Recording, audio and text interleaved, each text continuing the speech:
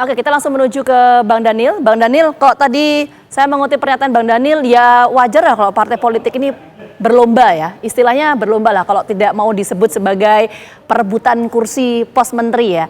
Nah, tapi artinya ketika Bang Daniel menyampaikan bahwa ini sedang berlomba, artinya ini nama-nama yang akan menduduki pos-pos menteri ini belum 100% lock gitu belum ya Bang ya? Masih ada diskusi di internal berarti ya? Mbak Prita, siapapun bebas mengajukan nama calon menteri kan, apalagi partai politik koalisi Indonesia Maju tentu semuanya bisa dan berhak untuk mengajukan calon-calon menteri terbaik yang ingin mereka dorong. Tapi di akhir tetap adalah itu keputusan Pak Prabowo, dan Pak Prabowo selalu menyatakan bahwasannya beliau akan fokus terkait dengan beberapa kriteria yang tadi saya sebutkan, integritas, kompetensi. Iya. Nah, kenapa begitu? Karena seperti sering disampaikan Pak Prabowo tentu membutuhkan putra-putri terbaik yang membantu beliau di kabinet. Jadi kalau kemudian disebut yang ingin didorong Pak Prabowo itu adalah kabinet yang seperti juga diharapkan publik adalah zakon kabinet atau kabinet kerja profesional. Nah, itulah yang ingin dibentuk oleh Pak Prabowo. Oke. Terlepas dari manapun perwakilannya. Artinya orang-orang yang disodorkan oleh partai politik itu harus dipastikan mereka yang profesional, yang kompeten.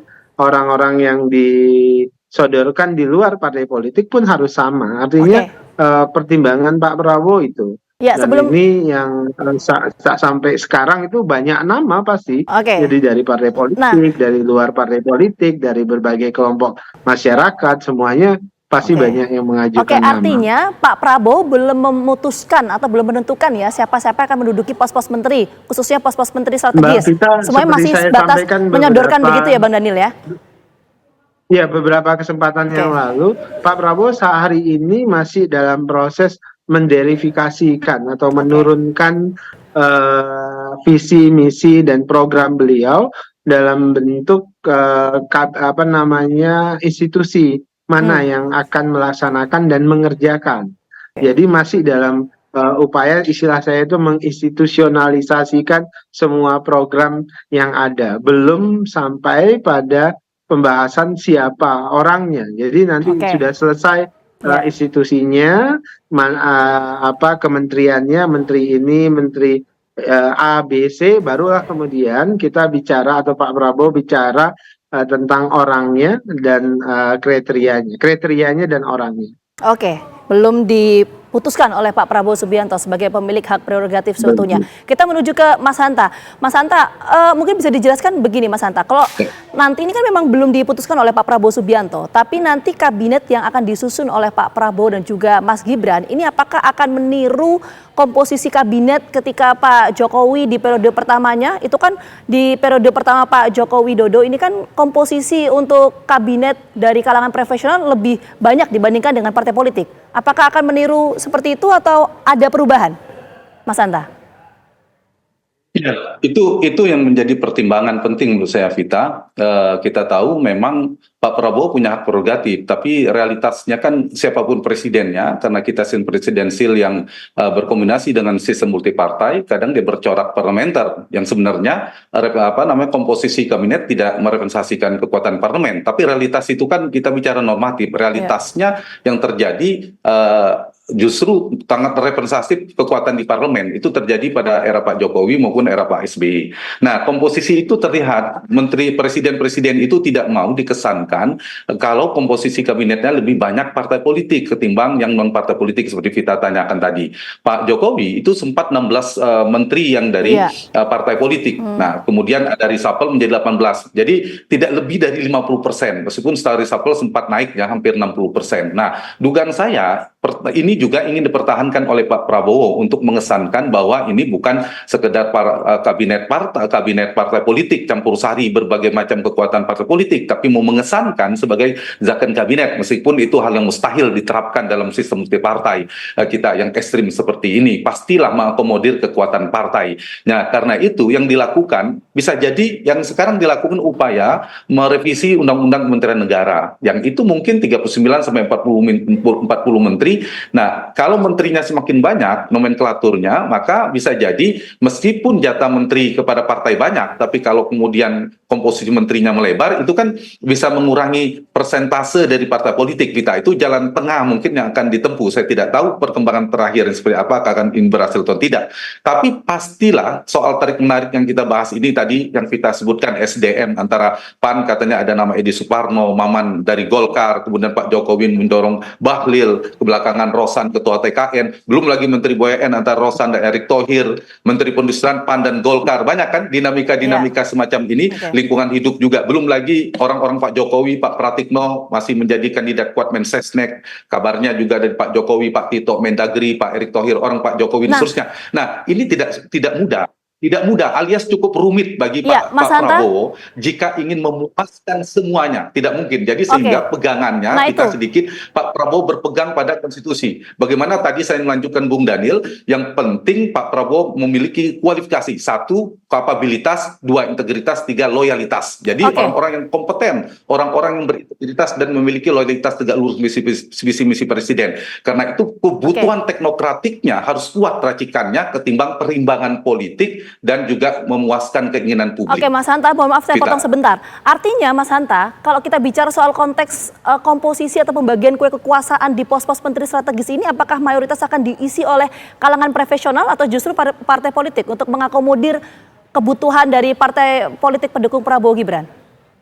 Singkat sebelum kita ke Bang Daniel. Per hari ini pastilah partai politik menginginkan itu yang diincar oleh partai politik. Nah, Pak Prabowo tidak mudah untuk memenuhi semua keinginannya, sehingga jalan tengahnya, saya menyuarakan dari sisi kepentingan publik, Pak Prabowo bisa melakukan going public namanya, mengadu kepada publik, mendapatkan dukungan publik, sehingga itu tidak harus diserahkan pada partai politik, tapi justru diberikan kepada profesional murni, justru orangnya presiden yang akan menjalankan tugas-tugas strategis yang tadi Kementerian strategis secara politik, secara logistik maupun secara elektoral. Itu menjadi salah satu jalan tengah. Atau tadi itu wilayah strategisnya dibagi secara tanda petik merata perimbangan kepada partai politik. Lagi-lagi ini soal leadership ya, ujian leadership dan kepada presiden. Berarti 50-50 ya, profesional dan juga kalangan partai politik ya. Pak Prabowo. Ya. Berarti 50-50 ya, kalangan profesional dan juga partai politik. Singkat Mas Hanta, sebelum kita ke Bang Nadil. Ya, saya berharap maksimal 50-50, tapi sebaiknya tidak lebih dari 50% yang betul-betul partai politik, yang dari partai politik. Ada 3 sebenarnya, 1 kelompok murni, 1 partai politik, yang kedua murni non partai politik, yang ketiga adalah profesional yang dititipkan oleh partai politik atau terafiliasi ke partai politik. Nah, jalan ketiga ini sebenarnya menjadi celah bagi partai politik dan presiden terpilih untuk mengambil orang-orang partai politik meskipun dia bukan politisi. Tapi apapun, kita menghendaki supaya persepsi publik positif bagi Pak Prabowo yang benar-benar tadi disampaikan Bung Daniel dikesankan zakon kabinet, maka profesional murni itu harus lebih kuat, lebih banyak ketimbang profesional partai. Saya mengistilahkannya profesional partai, jangan dianggap partai tidak profesional gitu. Oke, kita ke Bang Daniel. Bang Daniel, apakah nanti komposisi kabinet Pak Prabowo dan juga Mas Gibran ini akan meniru Pak Jokowi di periode pertamanya, kalangan profesional jauh lebih banyak dibandingkan dengan partai politik, atau justru 50-50? 50% partai politik, 50% kalangan profesional? Mbak Vita, Pak Prabowo selama ini selalu bicara terkait dengan penyusunan kabinet itu fokus pada tadi kriteria integritas, kemudian kompetensi. Nah, tentu di atas itu ada namanya loyalitas. Nah, 3 kriteria ini penting sekali. Nah, terlepas mereka dari partai politik atau non partai politik, asal tiga kriteria tadi terpenuhi, terutama dalam konteks misalnya ya, kalau yang disebut tadi mendikotomikan antara profesional atau partai politik. Yang dari partai politik pun itu harus profesional. Jadi tidak ada alasan ketika menyerahkan nama kepada Pak Prabowo misalnya, itu tidak sesuai dengan kompetensinya. Jadi harus dipastikan orang-orang yang disodorkan itu punya kompetensi khusus, dan itu yang jadi pertimbangan Pak Prabowo. Bahkan kan Pak Prabowo sebutkan kalau kemudian nama yang disodorkan itu tidak sesuai dengan kriteria yang diinginkan oleh Pak Prabowo, maka partai politik itu bisa mencari orang lain yang di-endorse oleh partai politik. Jadi tiga kriteria ini itu menjadi syarat mutlak bagi Pak Prabowo, terlepas mereka dari Oke, partai politik ya. maupun non partai politik. Oke, baik. Nanti kita tunggu ya bagaimana penyusunan komposisi kabinet Pak Prabowo dan juga Mas Gibran. Sekali lagi terima kasih banyak Bang Daniel dan juga Mas Hanta atas waktunya sudah Sama-sama, bergabung sama kami. Sehat selalu. sama-sama Mbak Vita. Assalamualaikum. Waalaikumsalam warahmatullahi wabarakatuh.